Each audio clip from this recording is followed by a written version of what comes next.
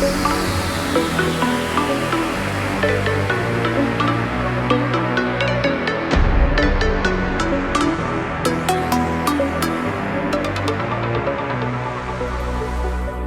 Sigma Theta Sorority Incorporated will be filming, recording, and photographing this event for use in Delta promotional videos, photography, advertisements, social media platforms, web pages, and other future Delta events as the case may be.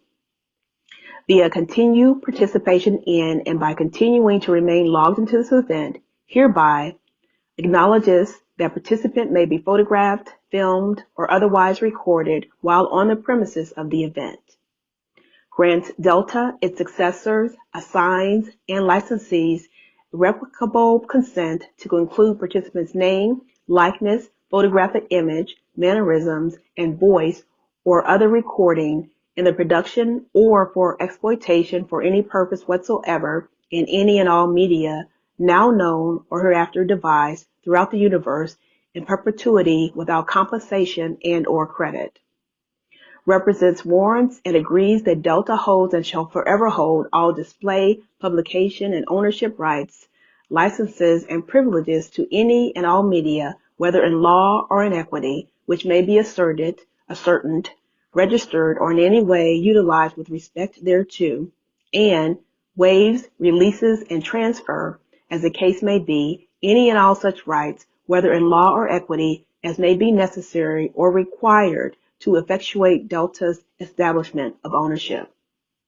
Participant further agrees to abide by and comply with any and all terms of use and or additional participation rules as applicable and specified during relevant sections of the program, and acknowledges, understands, and agrees that violation of such participation rules shall result in legal recourse and disciplinary action. Good morning, everyone. It's so good to see everyone. I was telling Sarah Regina that this seems to be our largest participant list yet. So it brings me great pleasure to now introduce my friend, neighbor, and Sarah as moderator of this third panel, Carol Bradley. She's a native of Jersey City, New Jersey. And more importantly, she's a charter member of the Fairfax County Alumni Chapter of Delta Sigma Theta Sorority Incorporated. She received a bachelor's in elementary education from Jersey City State College. I left off the years, Carol, just so in case you noticed that. She was awarded a fellowship to Chicago Teachers College North, and she received a master's in inner city studies. Carol has had a varied and expansive career in academics. She taught in Jersey City and Newark, New Jersey. She has taught also in Gary, Indiana, and Joliet, Illinois. She spent 25 years in Fairfax County Public Schools as a teacher and human relations specialist.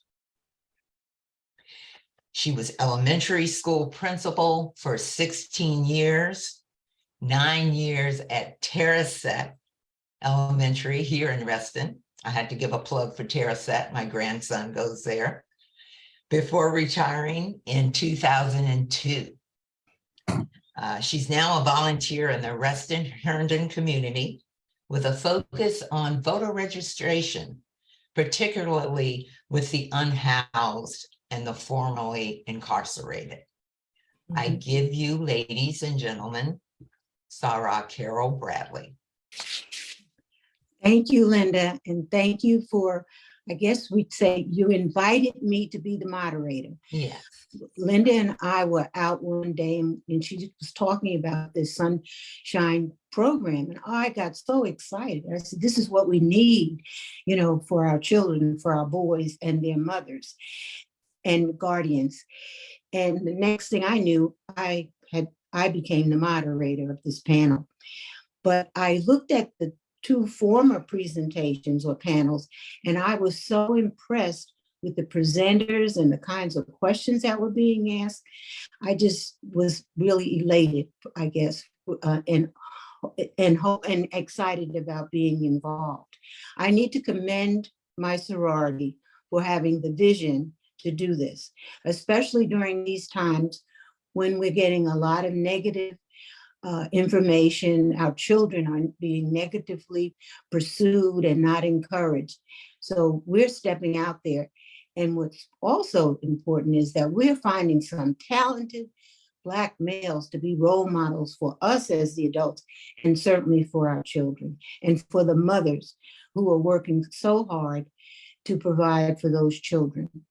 I'm going to introduce our three panelists today, and I was certainly impressed. Our first person is Dr. Robert Hansen, and he'd like to be called Bob or Robert or Mr. Hansen. He's a native of North Carolina, and he graduated from North Carolina Central University with a bachelor's of arts in political science and history.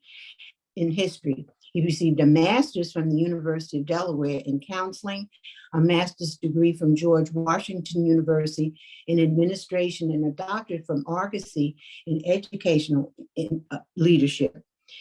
He's had 6 years of classroom experience teaching civics and world geography.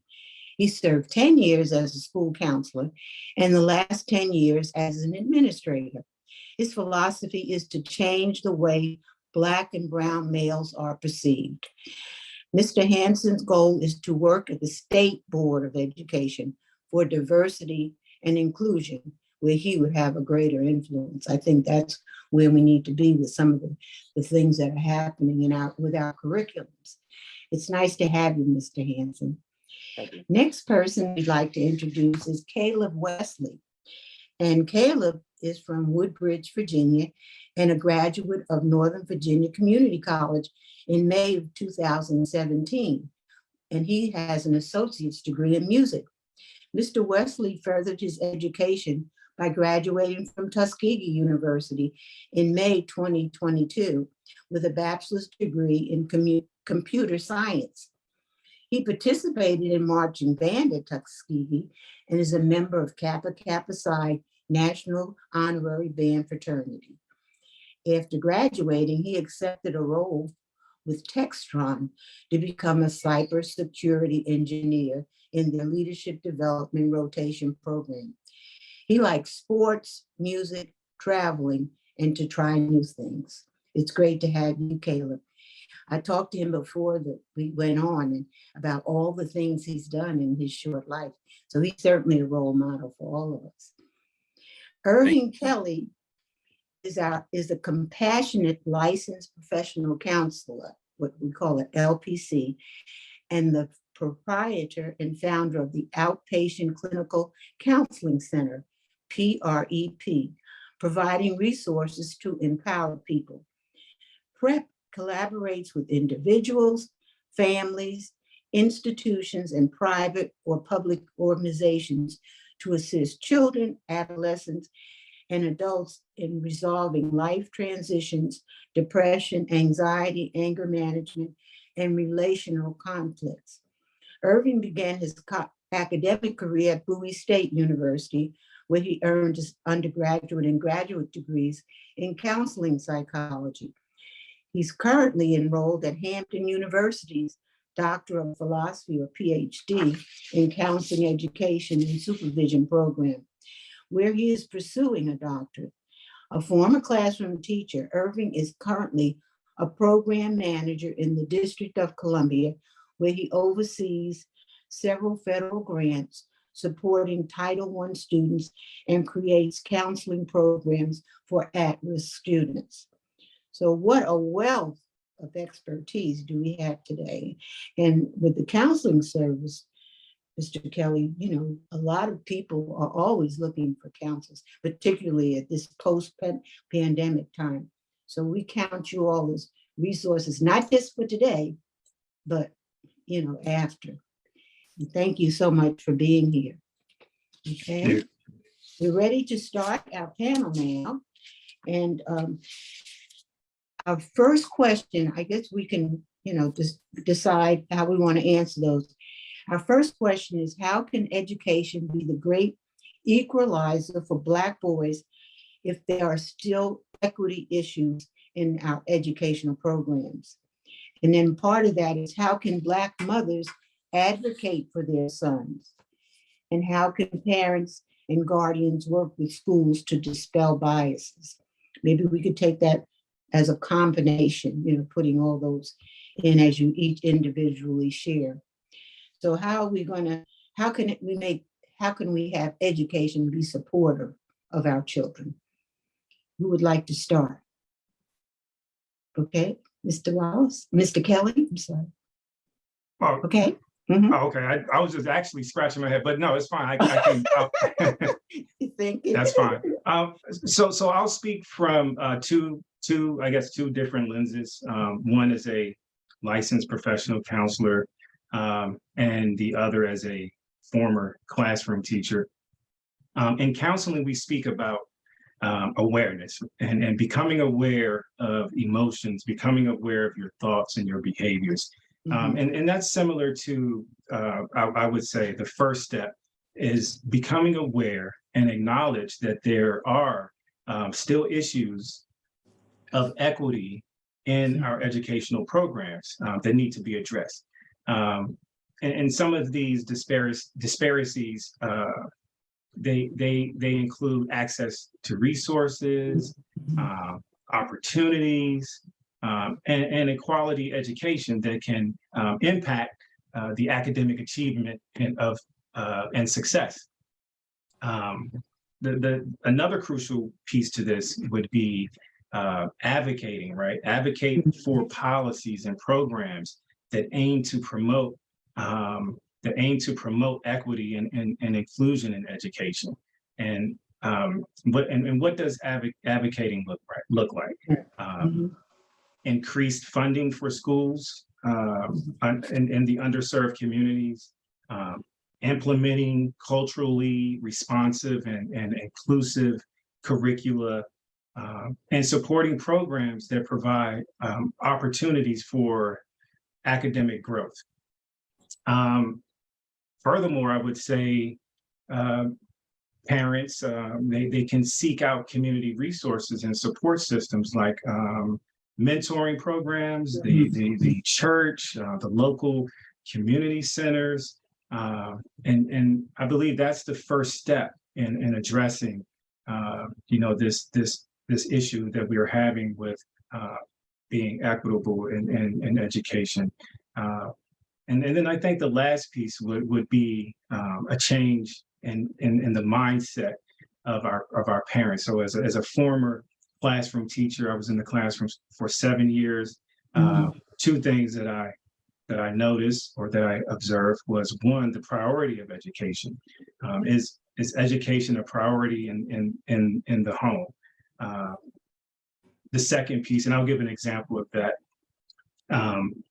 Some of my students, they would have the latest designer clothes. They would have the latest game systems. They would have everything. But as a teacher, when I asked for a small donation to take students on field trips to further their educational experiences, it was a challenge, right? And so I had to develop ways to come up with the funds.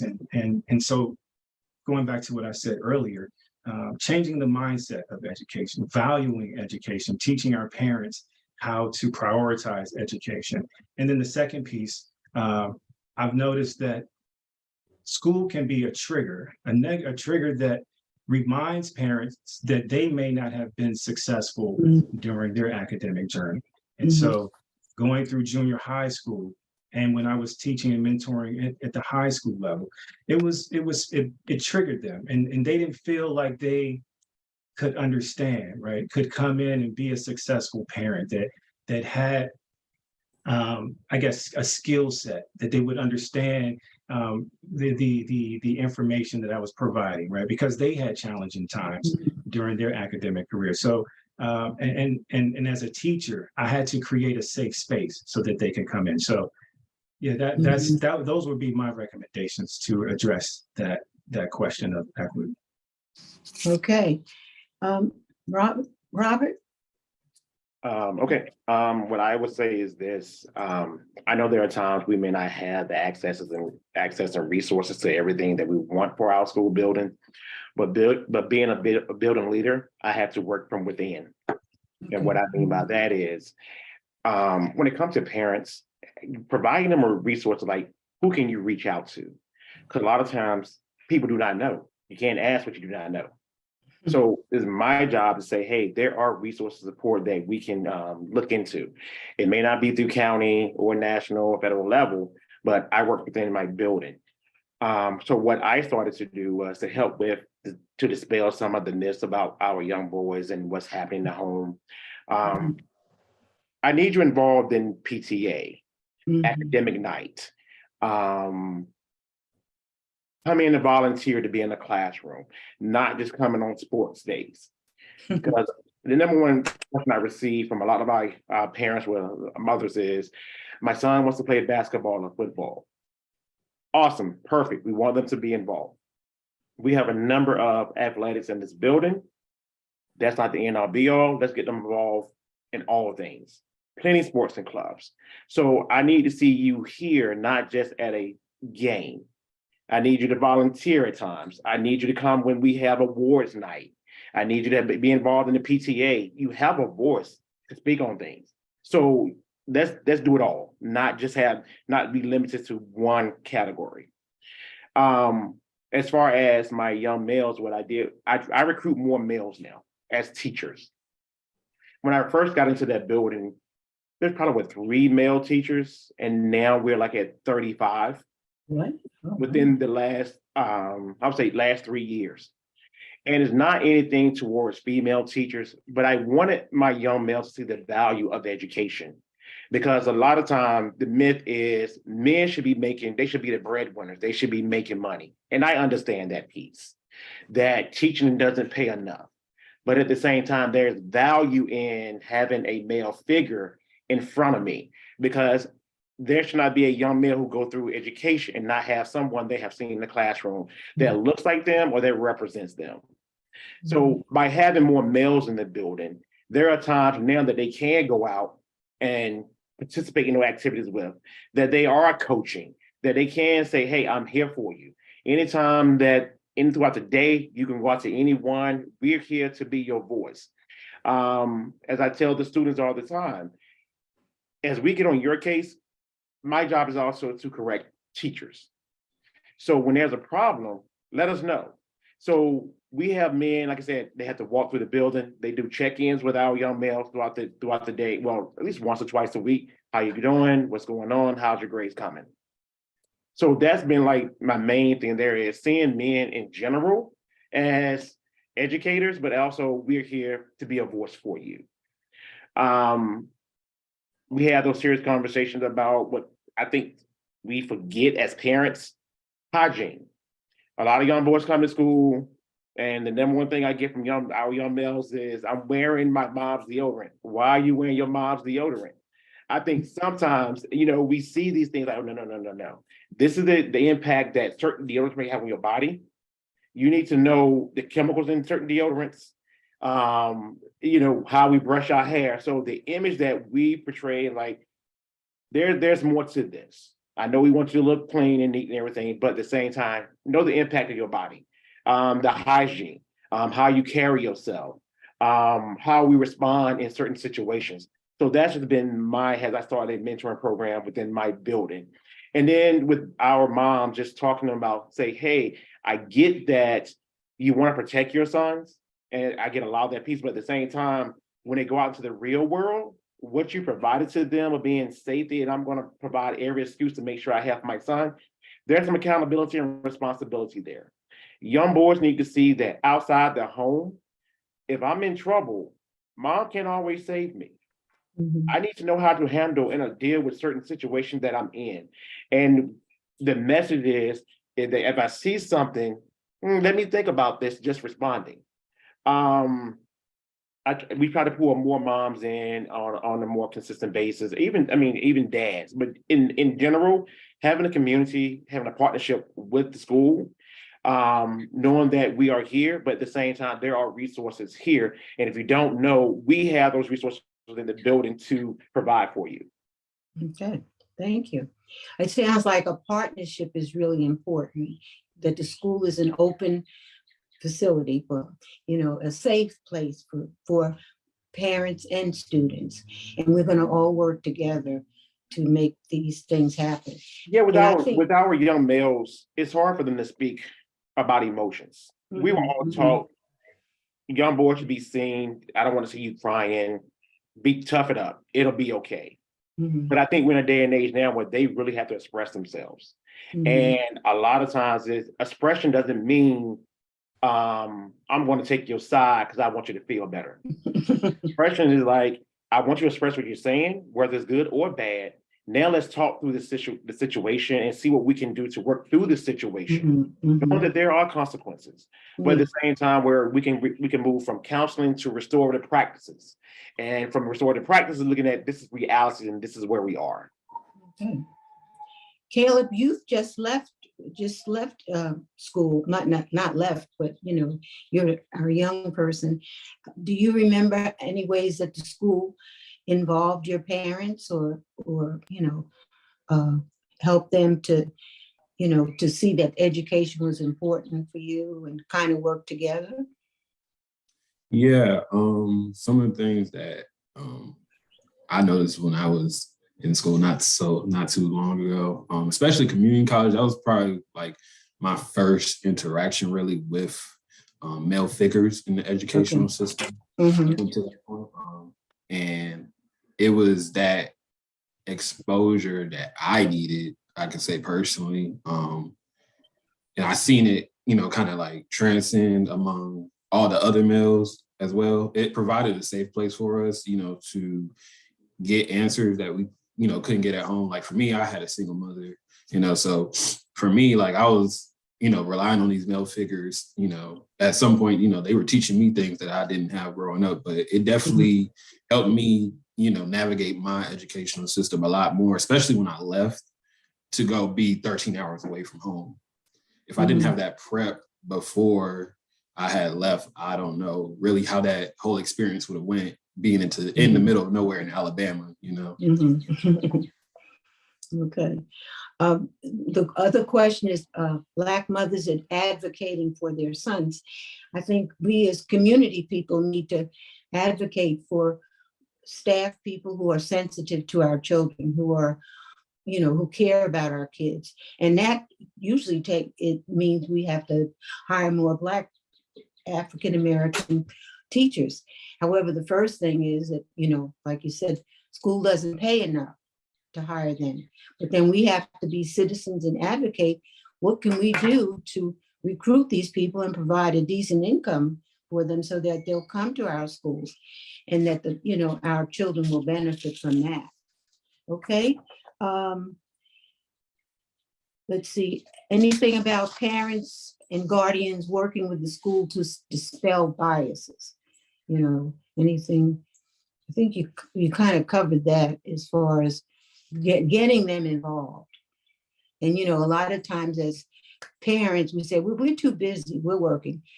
I was a single parent too, and I was also a school administrator, and that got kind of, could get mixed up a little bit. But it is hard to work in a school system that really isn't used to working with people that look like us. So we have to, encourage parents. And even we talk about mentors for the students, but the parent, the single parent needs a mentor too. Even going to a conference with the parent, and sort of modeling some kind of questions without taking over. So we need to, we have to figure out how can we make the schools open to our kids and provide them with all the nurturing and the resources that they need. The next question is, what are some tips parents can use to navigate the schools and advance academics for Black boys? I have a side story. I told you I was a single parent, and one day I got a call from the middle school principal, and he said, well, you didn't fill out the application for your son. I said, what application? Well, there was an application for Thomas Jefferson High School. But my son decided that he didn't want to go to Thomas Jefferson High School. So therefore, I never saw the application. And we still tell that story. But we want our kids to be the best, to take part in high level courses and programs. And so how can we get parents to, to be knowledgeable of the programs and then to get their children involved? You want to start, Robert? I would say, one, we have to hold our administration accountable. Mm-hmm. Too many times I hear people say, well, I just don't want to deal with it because they're going to be right anyway. That's not always the case. Mm-hmm. Administrators have a role to, if that's the case, you have a kid, like I say, I may not want my mom and dad to know what's happening. You have robocalls, you have emails, you have text messages. As long as we have some type of contact in the system, we push it out on a weekly, bi-weekly basis. Text messages, emails, regular phone calls, whatever the case may be. So there should be some type of form of communication going home at all times about any and everything, whether it's events, course selection sheets, whatever the case may be. Parents should be made aware. As a school, we can't depend on the kids to provide their communication to our parents. And if we're falling on the kids to tell our parents everything, then we're failing ourselves and we're failing our students. So that's where your administration should be held accountable. And like, what are you guys doing to make sure that the parents are aware of what's happening in the school building? I tell parents all the time, follow your Twitter feeds, follow your Facebook or majority of schools now are on social media. They push out what's happening in the building. So join some of those things, just a follow. At the same time, when it comes to parents, ask questions. And I would say that's a good time to meet with their counselors. If you're not sure, once again, if you're not sure what to ask, meet with someone, a trusted adult, you can say, hey, I have a meeting coming up and this is what's happening. What are some of the things I should expect? What are some of the questions I should ask? Because I'm not too sure when you're advocating for your son. Because what we get is you have these meetings and what we do is we bash the child versus saying, what are we doing to help this child, to support this child, versus saying the child is not doing what it's supposed to be doing, but what are you doing to support that kid? And when it comes to moms, if you're not sure what to ask, this is what a meeting should run, and this is some questions you should ask. So that's one of the things that I know I advocate my teacher to do. You may not like it, but it's just where we are. Okay, I think there we go with partnerships again. Were you going to say something, Irving? No, I was going to echo what Mr. Hanson was stating about having the staff, the teachers and staff members of the school to buy in that we have to go above and beyond just teaching in the classroom. I recall a time as a classroom teacher that my administrator, the principal, we couldn't get enough parents to come into the parent-teacher conference, and so we bought in, and some of the teachers were resistant, but we went into the community center to complete our parent-teacher conferences, right?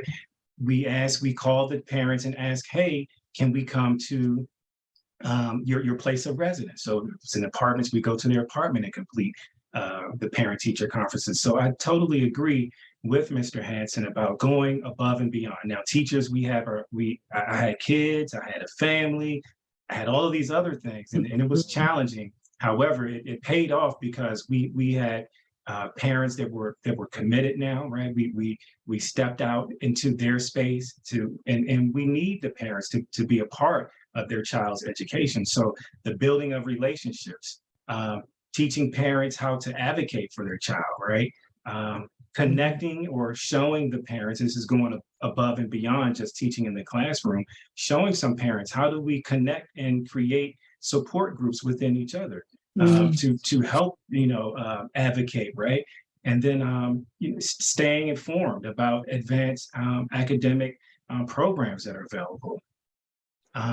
Encouraging the parents to look at what their children's passions are so that we can put them in these extracurricular activities that can help them become more well-rounded, and address sometimes even in our own community, unfortunately, other African Americans that were in different social statuses, they also had biases about maybe students that were in lower social or economic status. And so we had to talk about those biases that are even in our own community that we have against each other. So yes, I think I totally agree with Mr. Hanson, having our teachers and our staff buy into that that extra effort that you have to put in as a classroom teacher. Mhm.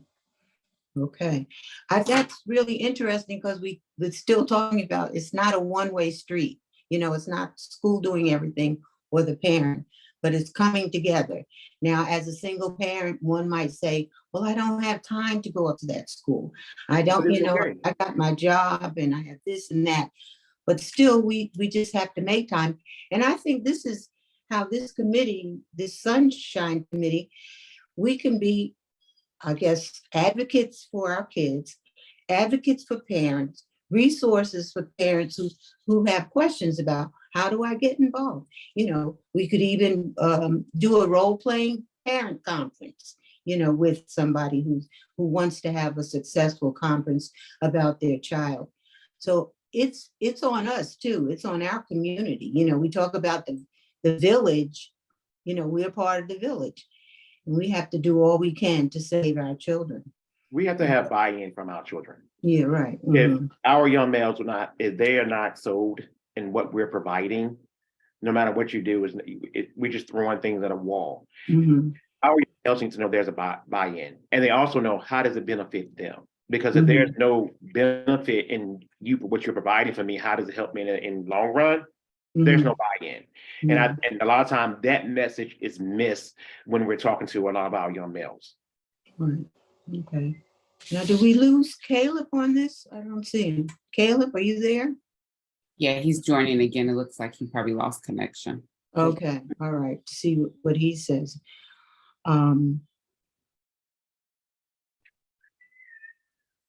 while we're waiting for him, what resources can you provide to assist with finding Black mentors and racial mirrors for our boards? How do we go about doing that? For me, it was about recruitment. I get that they may not be the best, but there's some reward into being in the classroom, in a building where you see people who see themselves. But the biggest thing is recruiting and how we recruit, because at the same time, our males, especially our Black male teachers, need to see that I'm going to be treated fairly within that building. And they also need to know that they're not being picked on and they're not the go-to. If a Black kid is misbehaving, the Black man's not the one to go to every time, seen as a disciplinarian. Right. But they also need to be seen as people who have that academic impact as well within the classroom. So recruiting was like, for me, it's the number one thing of trying to get men into education and how we recruit. Okay, Caleb, you were out there for a minute. Let's see, what are tips to help parents, you know, get their kids in higher level academic classes? Any ideas about that?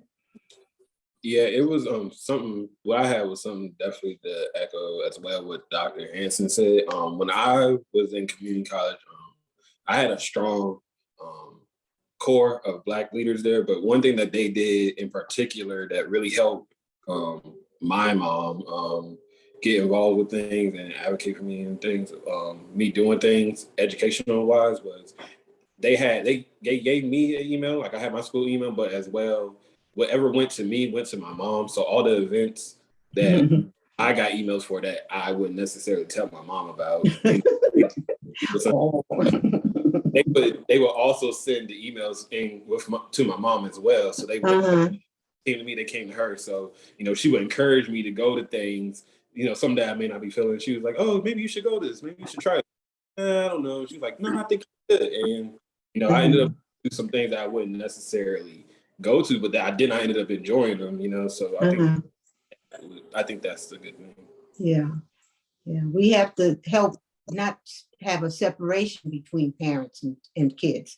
And that can so easily happen, particularly, I guess, in the high school, you know, in the adolescent stages. Nobody thinks their parents know anything. But my kids are now 50 and they think I know stuff. So eventually, you know, it'll come back. But so when parents say, why don't you go to the, it's not, it can't be perceived as a war between you, but it's some kind of encouragement to help you with your vision, to help us, you know, with our vision for ourselves and for each other. Okay, providing resources. You talked about having Black mentors, and Rachel mirrors our sons. How about churches? Have you worked with churches to get them, their men's groups or whatever? Have you done something with that, Irving, as far as? Yes, getting- yes, yeah. So I'm a member of First Baptist Church in Minnesota Avenue, Washington, D.C., Southeast. And we have these workshops where we invite African-American young males in. We take them on different trips to try to expose them to something different. And this is not only the members of our church or the sons or our young African-American males that are members of the church. These are individuals or young males that live in our community and surrounding our church. So it's very important that we, again, make this a safe space, because some of the residents that live around our church, they are afraid, or they have triggers, or they believe that they're not worthy enough to come into the church. Maybe it's because of their experiences of being judged when they came in to the church. So we try to open our doors. And yes, to answer your question, we do have programs that support these young African-American males. But I also wanted to, there were, in the past, I've worked with SAP, and it was through Fairfax County, and there were African-American young males that were there, especially in a predominantly white elementary school or junior high school. And I remember a parent, we were working together, and so Fairfax County, speaking just in Fairfax County, they have, when you talk about mentors, or supports, where you can find Black mentors, and you can look to the Office of Equity and Employee Relations, right? It talks about where you can find different supports and mentors. There's the Northern Virginia Urban League. They provide a variety of programs and resources for youth, including mentoring programs and academic and personal growth programs. The Boys and Girls Club, we've done outreach with the Boys and Girls Club. The Fairfax County NAACP is another space where you can find, mentoring for boys of color. And then the last place was the Fairfax. I know Fairfax County Public Library sometimes provides programs that promote cultural awareness. And so there are multiple spaces or multiple places where adults, or especially those that have African-American sons, can find resources. I think, again, going back to what Mr. Hanson, I'm sorry, I keep calling you Harrison, but Mr. Hanson was speaking about is providing this information, going above, a step above, providing this information to our parents. Yeah, so maybe that's something that the sorority can do, get those listings of places and share those with our parents, so they'll know that they're not in this alone, so to speak. Correct. Yep. Okay.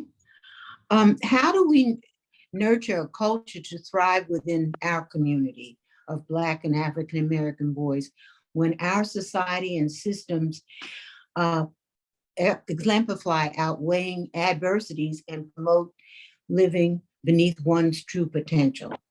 And that question kind of reminds me of watching on TV. What do we see? What do our boys see?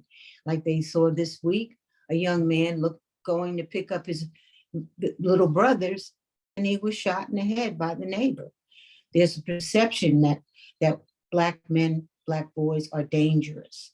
And of course, then we'll get that behavior from them. You know, they have to live up to, they don't have to, but, you know, the idea that, you know, that's what society expects. You know, how do we, like you mentioned, Irving, about the, some of the people in the neighborhood are afraid of the kids. You know, the kids walk down the street, they get on the other side of the street.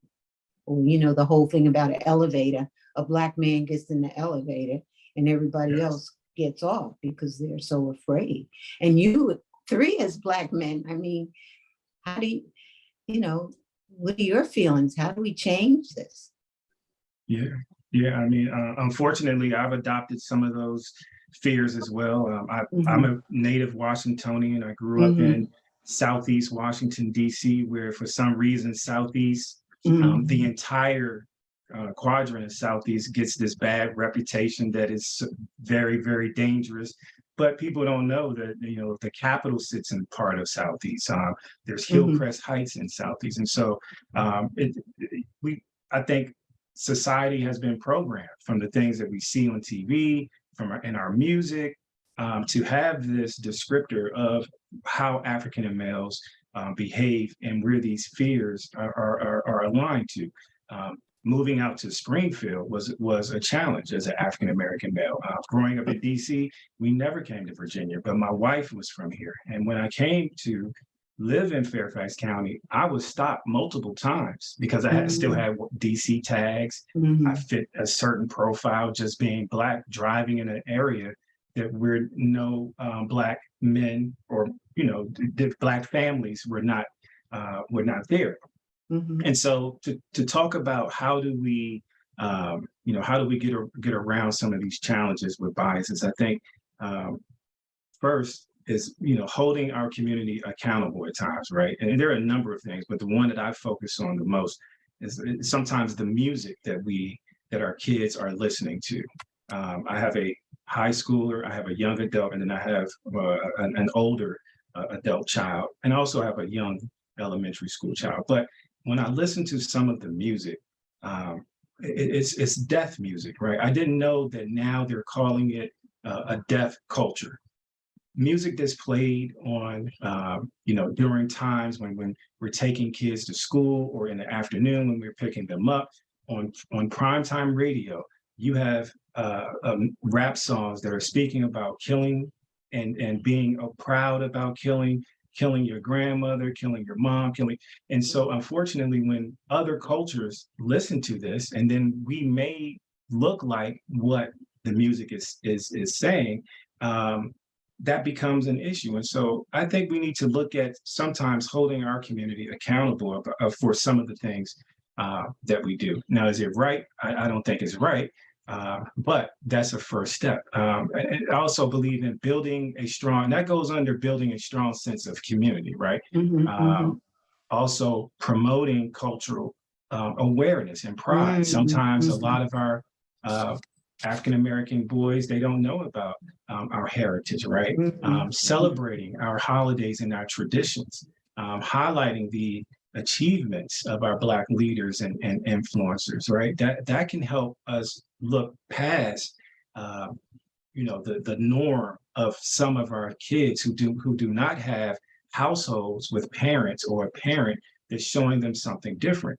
Unfortunately, we're growing up in the city. Again, I was around a lot of kids that were raising themselves. They were selling drugs in 6th grade. They were into a lot of adult things early in life. And then here comes the music that idolizes that, right? And now they feel like this is the way that we have to do it. And unfortunately, when you have others, cultures looking at that, seeing that, they believe that's how Blacks or Black kids behave. And so it's again, it takes a community providing resources and supports, ensuring that Black African-American boys have access to different resources and support systems, right, to mitigate some of the challenges and barriers that they may face. And those challenges and barriers are the biases that some other groups of people have against African-American young boys. Okay. Good point. I think that's another way we need to be involved in you know, making sure that our kids have experience hearing the positives about us. Caleb, growing up, did you feel like you were in a community that was nurturing to you and cared about you? Or Yeah, growing up, like I said, I think what really like helped me growing up was that I went to school with mostly Black and Latino people. I think that helped me more than I thought it would. So I really didn't even come across a lot of these issues growing up. But then what really changed for me was, again, when I got community college. That was probably the most impactful time of my life. But it was seeing successful Black men for the first time. Okay. And then being involved in groups with them and getting that mentorship and stuff, that really nurtured me. I think seeing that success in front of me, I think changed a lot. As far as like, what I had grown up knowing and like, the stereotypes that I would get, just knowing that, Irving was saying, the music and stuff like that isn't my only, identity, or that doesn't identify with me or anything like that. Like I could be these other things. Like I could be successful. Like, cause I have never, at that point, up until that point, I had never seen a successful Black man to be, unless it was, rap or sports. And it was different seeing that, in the educational sense. So then you went to Tuskegee, where you're surrounded by all African American, mostly African American people. So how was that experience for you? That was an interesting experience, especially since we were, I'd say, about 20 to 30 minutes away from, PWI in Auburn University, where we had to go to, do whatever we had to do because Tuskegee has nothing in it. So it was interesting. It was interesting just in the fact of like I guess like we really didn't like think too much about it, but we always know it's there, but I think with the reputation and the pride that we had in ourselves as being young, successful Black college students at a Black university, I think it allowed us to not see ourselves in a negative light, or like even pay attention to people that may see us in that light, because we know we were doing something good. Okay, all right. Okay, now you have a position in cybersecurity. How's the environment there for you? Do you feel like you're accepted and people know have faith in your ability to do the job, or then are they threatened by you? That was definitely a thing. I get to the workplace and I'm like the only Black person now. Quite a change from how I grew up, but I think all of my lessons and interactions have, I think they kind of prepared me for this moment overall. Obviously, you have those people at work that like they don't look my way. They I may speak, say good morning or something, because naturally we're walking by in the morning, you speak, but they may not speak back, but I don't take that stuff to heart. It's for me, it's just maybe their lack of interaction with it or anything, but it's nothing. I know it had nothing to do with me, so I don't personal. But it's good. I mean, even being in the program, that speaks to my ability to do the job. Right. And I've done what I do my duties and I do them well. And I've been luckily blessed with a manager who, he doesn't even think about all that stuff. And he puts me in those positions to succeed and, do a lot of great things that a lot of people don't get to do in this position.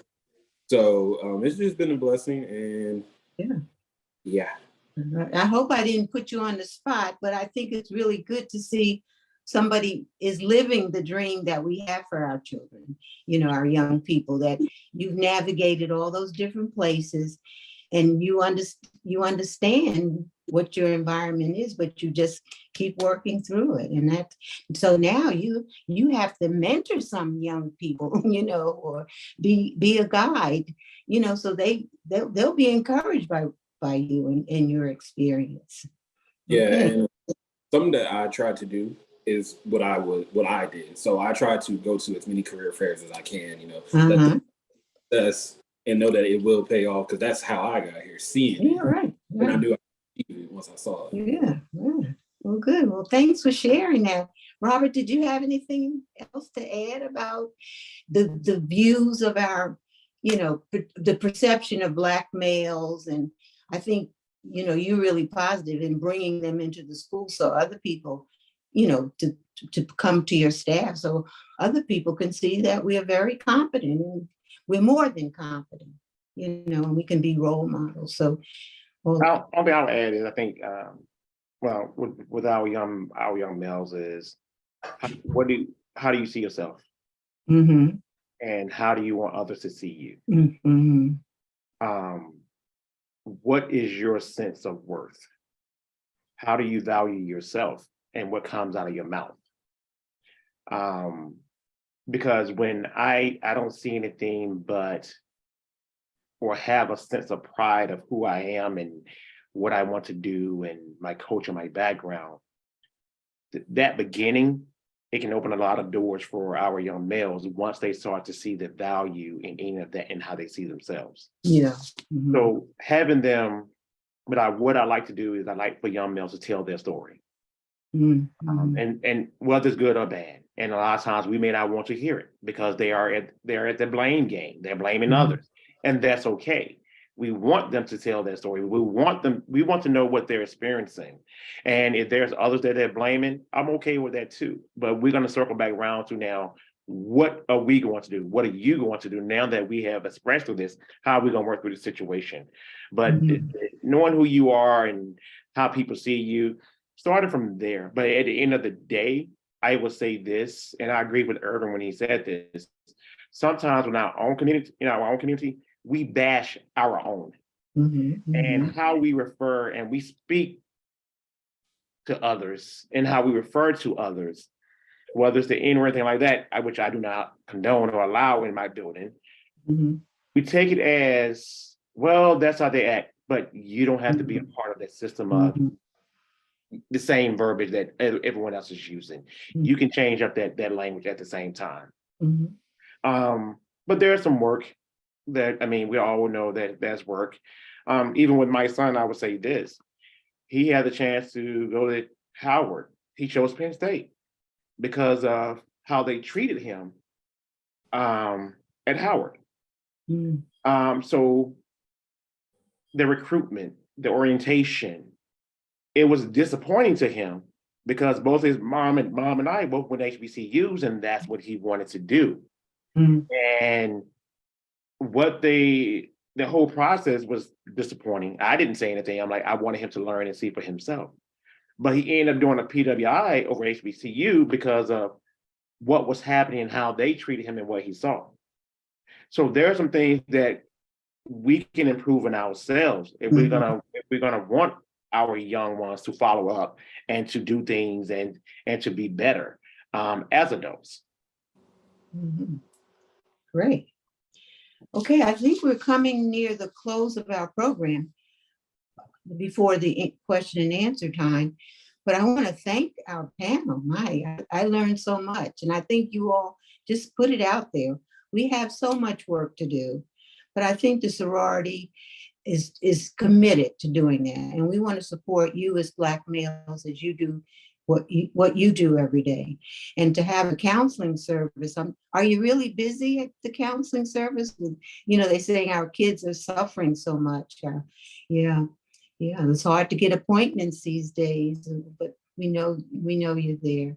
Thank you, gentlemen, and I know you are great role models for the children that you and the people and the adults that you interact with. And hopefully our single moms learned a lot from the panel, and that we can encourage them and make this a long-term project of nurturing our boys, nurturing our single moms, nurturing our school people, our principals, our teachers, our psychologists, counselors. But we do have a lot of work to do, but we really appreciate all of you and what you do. Okay, there's a survey that's coming around, Regina. Yeah. Yes, everyone, I have posted a link to our survey in the chat. Okay. And Okay. so please take a few moments to complete that survey. Mhm. And this was a great discussion, and I really appreciate our panelists. I Mhm. enjoyed hearing your perspectives. And so I think we had a question maybe from Sarah Thompson. Yeah, so we got about a few questions, looks like about two, no, three. And so we'll go ahead and ask those three questions. Thank you again, Lord Bradley. That was a lively and engaging discussion. We appreciate, again, our panelists. As you were seeing, gratitude come through the chat. One of the questions is, there was great discussion around partnerships and teacher buy-in. Can the panelists talk about a little bit about triggers or burnout from teachers, especially as we come through a pandemic, and how do you propose that we keep teachers and community members engaged in what's happening, especially within our school buildings, knowing that mental health awareness is huge right now. And as we heard our panelists say, even as a parent, our teachers are also parents, right? They also have other things going on. So how do we help sustain our community members and our teachers, our educators, knowing that triggers of burnout are on the horizon?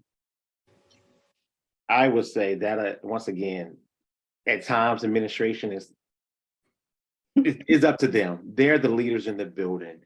And when you know your staff, you know that you're gonna have to balance those things out.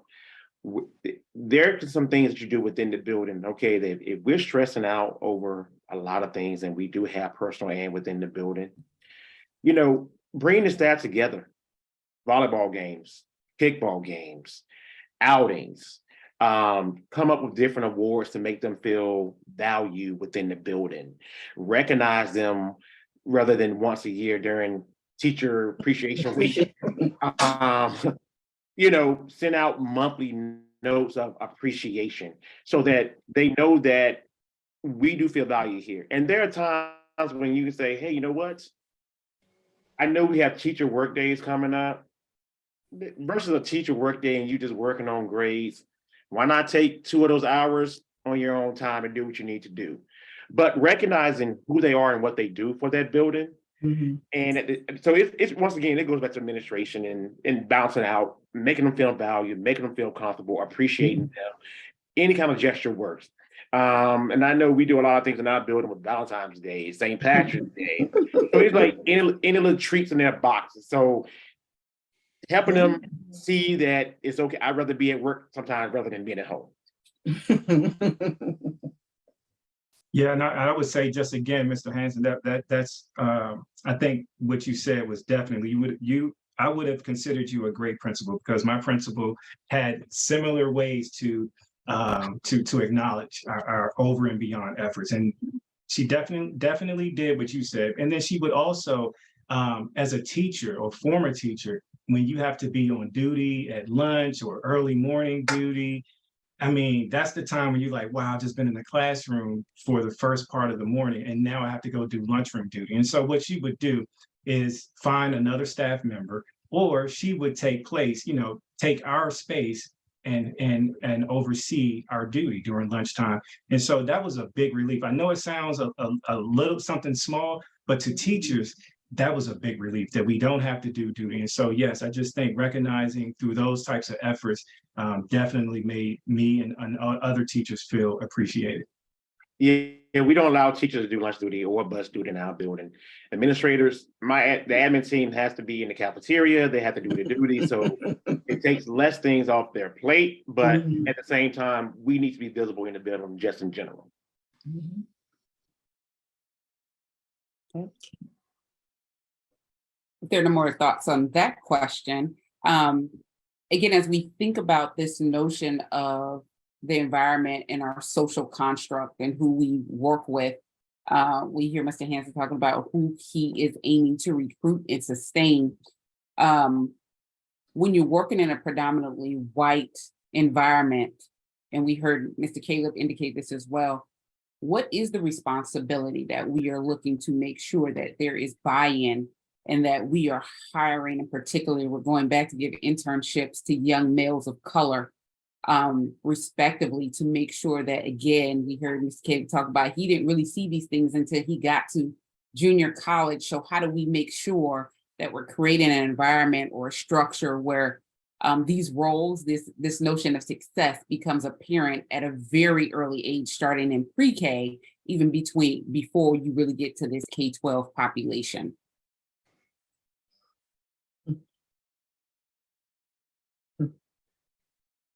Ask the beginning of that question again. Understanding social environments and constructs, how do we make sure that we are elevating our men of color at a very early age, not waiting until they get to the junior college, especially knowing that when they graduate, they'll probably be working in a field that's predominantly white, right? A field that does not look like them, that is also sometimes gender neutral, right? In 2023. So how do we make sure, what are we doing? We heard recruitment, but again, what are we doing? I would say introducing them to different scenarios.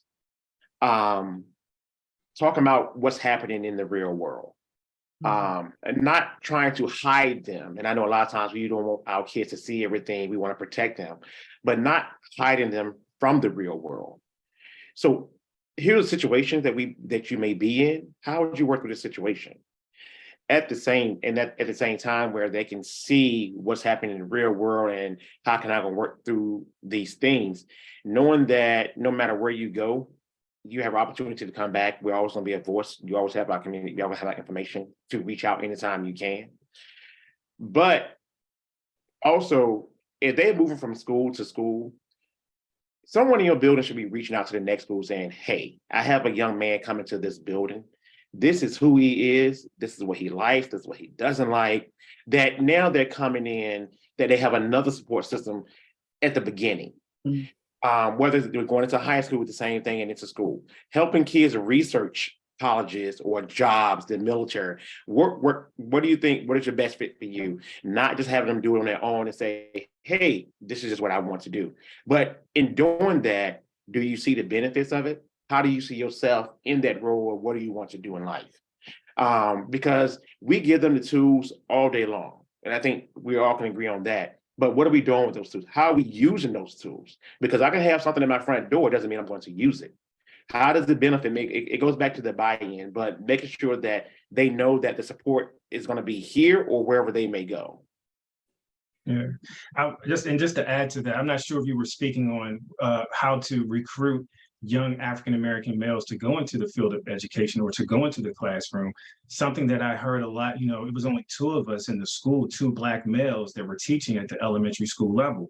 And the pay scale, right? The pay scale. And so isn't an opportunity to advocate to pay teachers more? I'm not sure if that's because of the gender, the piece, but as an African-American male who had 2 kids and had my wife,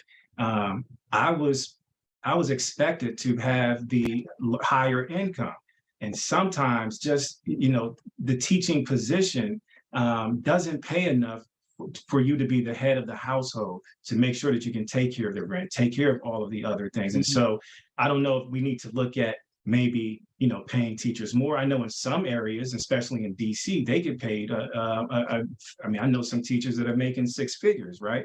But I also know other teachers that are making $60,000, and to live in this area and to be the head of the household, can you really live a comfortable, I would say just a basic comfortable life as the head of the household, especially if your wife, you have 2 toddlers and she may be at home or she may be working part-time. So I think we need to advocate maybe looking at these salaries as well. Any thoughts on that, Mr. Wesley?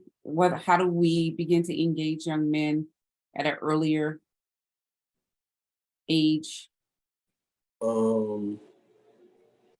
Only thing I thought of that came to mind was honestly having having what happened to me just happen earlier. Go into those classrooms, take them on those special field trips to see different things.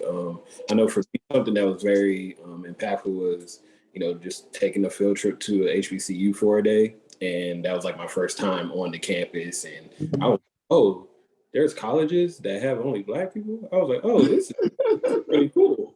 Like I had never seen that before. Actually, quick little shout out. I want to shout out Cedric. He's here. He was actually the first successful Black man to actually engage with me when I got to junior college. He talked to me and my mom as soon as I stepped through the door, and changed everything. So just want to get them. I would say I want my moms to realize that even though you're protectors, some that protection doesn't mean excusing. Okay. And I think we get lost in that piece of I'm protecting my child, but we're making an excuse for him. Because you're still not holding your young man accountable and responsibility for that action. And let them know that outside this house, there are real world ramifications for your actions. So I that's my piece of, we want to protect, but we also want to have the reality is there, exposing them to what's happening, talking to them about what's on TV and what they see and how we see ourselves, and not saying, hey, they're not ready for a discussion. You'll be surprised. Our young adults are really ready for a lot of conversations. Thank you for that. I think that that's very impactful and really segues to the last question that we have. We talk again about these partnerships. You heard Sora Bradley talk about the resources and what we can do in the respective community as members of Delta Sigma Theta Sorority Incorporated for the Fairfax County Alumni Chapter. The last question for all of our panelists is, how do we, and we're really talking about our chapter, and again, thank you for your feedback in advance, how do we be more resolved? How do we be a better support system or resource for you as a building educator, for you as a recent graduate, and for you as a licensed counselor? Like, what can we do to make sure we are supporting you and the missions that you all uphold to make sure that we uplift Black men at an earlier age? While they're thinking, I just would like to do a plug for voting. We have to make sure we vote in all of these elections. And this year in Virginia, we have a whole big election coming up for all the state. See, that's where we have impact, picking people for the school board, picking people for, the state delegates or the state senate. But it's so important that we really get out there and vote, because maybe school teachers' salaries will go up if we, elect the right person. And that might be a good question to ask when they're campaigning. Sorry, I butted in, but vote. Are you registered? Yeah, I think that's one. Yes, I think that's one of the components. Definitely voting and being heard. And then I would just talk about I think Dr. Thompson was speaking about what can fraternities, or what role that they can do. Again, changing the mindset. So from a licensed professional counselor lens, we talk about different theoretical approaches, and one that comes to my mind is something by Lawrence Kohlberg that talks about moral development, 6 stages in this moral development. But then in the last stage, it talks about a universal ethical principle, right? And this speaks to individuals that are willing to sacrifice themselves or the greater themselves to advance the greater good. And so when we talk about fraternities and sororities, encouraging and creating an atmosphere where those can sacrifice some of their time, right? Some of their, maybe putting some of their pleasurable things that they have aside to work towards this common goal, which is increasing equity in the academic realm or the academic world, right? And when you look at individuals that have done that, someone like Martin Luther King, someone like Gandhi, they gave the biggest sacrifice. Well, Martin Luther King, he gave his life sacrificing to make sure that progress can happen. And so I think with progress or change, there has to be some type of uncomfortable sacrifice for us to move forward or to accomplish our goals. And so that's something that I think, and this right here, I believe people are sacrificing their Saturday mornings. There's probably a lot of different things that we can do on a Saturday morning, but you're doing this. I think things like this that your sorority is doing, you're sacrificing your time, you're putting effort, you're not getting paid for it, but it's for the more universal good. Great. That's a good way to end. Yeah. Mhm. All right. Thank you to our moderator and to our panelists for a wonderful discussion.